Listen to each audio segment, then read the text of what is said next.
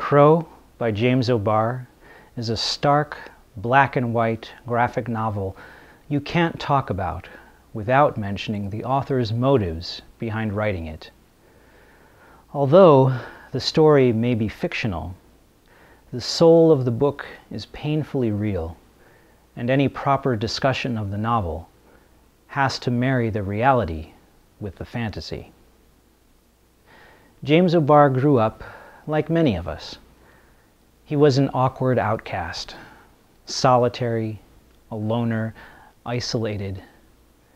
When he was in high school, a miracle happened. He met a girl, and not just any girl, but a beautiful, amazing girl who fell in love with him, Beverly Ann. Beverly was his angel, a radiant princess who was out of his league, the kind of girl he wouldn't expect to notice he was alive, and she picked him. She fell in love with him. At last, the universe had given him hope, light. At last, the darkness was dispelled. But, of course, as those who are born into shadow know only too well, the universe can be cruel, brutal, merciless. Sometimes, the light is only made brighter so the shadows can become darker. We are merely the fool jesters of a mad god king. In 1978, James O'Barr's fiancée was murdered by a drunk driver. Those of you who have never experienced the pain of such a loss can't imagine the silence of hate. Losing the only thing that matters to you doesn't fill you with sadness. It fills you with a fury no word has been invented to describe, an anger that can extinguish the sun. The Crow was James O'Barr's catharsis. This book was his way of surviving and coping with a hurt that no one could ever hope to cope with. He has said himself in many interviews that creating the comic was no help. In fact, drawing each page seemed to drag him deeper into the darkness he was trying to escape. He has encapsulated rage and sorrow and gingerly inserted them into the pages like a time bomb. And there they sit, entombed in coffin quiet, awaiting you to ignite the charge. The Crow tells the story of Eric Draven and his fiancée, Shelley Webster. Both of them are murdered senselessly in a horrible act of random violence.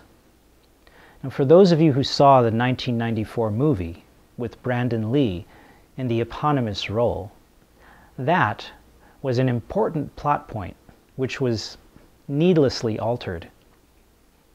In the movie, the couple is killed for defying eviction orders masterminded by a gang leader. Although the motive was not justified, there was a motive. In the book, there's no motive at all. Fate, destiny, the wrong place at the wrong time. And such a key point makes the book that much more tragic. The beauty of The Crow is that it applies to the lives of everyone. One day, one horrible, unforgettable day, we all experience the anguish of those we love being stolen from us. And the way we lose them doesn't matter. Illness, accidents, murders, suicide. In the end, the only thing that matters is the fact that they are gone. That your life turns empty for the loss. That a light was extinguished too soon. When you live that moment yourself, when that terrible day arrives, a book like The Crow will become the requiem of all the heartache you can't put into words. Every line, every image, the abyss in every drop of ink will become your voice when you no longer have the strength to speak. There are books in this world that are not about plots or stories. Instead, they stand as testaments and masterpieces to articulate feelings you can't possibly express. The Crow is a masterwork of raw and unrefined emotion, giving a tangible form to the unmitigated rage of mourning. My own life has a lot of strange connections to The Crow. In 1993, I was a stand-in for Jeff Imada on the film Double Dragon. Jeff had been the stunt coordinator of The Crow motion picture starring Brandon Lee as Eric Draven. Mark Dacascos, also a cast member of Double Dragon, went on to play Eric Draven in the Crow television series. While writing my first novel, Michelle, the first girl to ever claim she loved me, committed suicide. And less than a year later, I discovered The Crow. Shelley, Michelle, Eric Draven, Eric Muss-Barnes. We were not so different from each other. And sometimes, on bad days, it could be difficult to remember which one of us was real and which one of us was fiction. Which one of us didn't exist. Exist is a nebulous term, is it not? 20 years later, and sometimes it's still hard to tell. This isn't a book review like you were expecting, but The Crow isn't merely a book.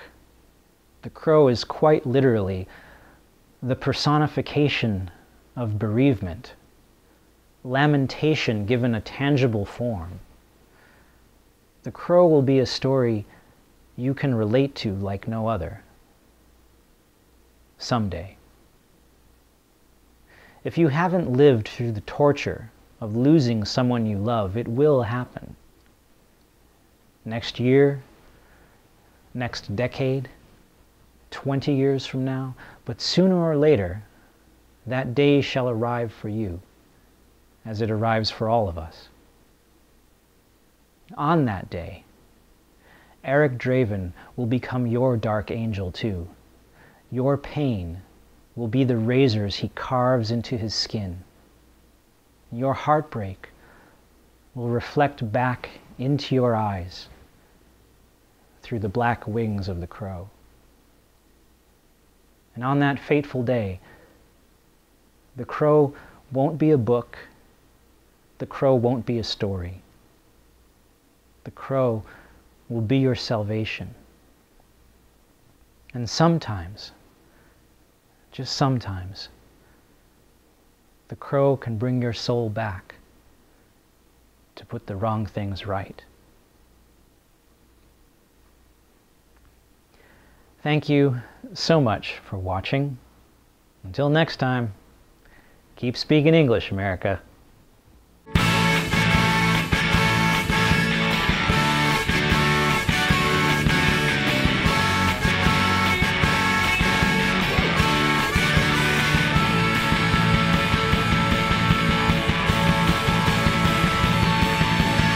Speak American English.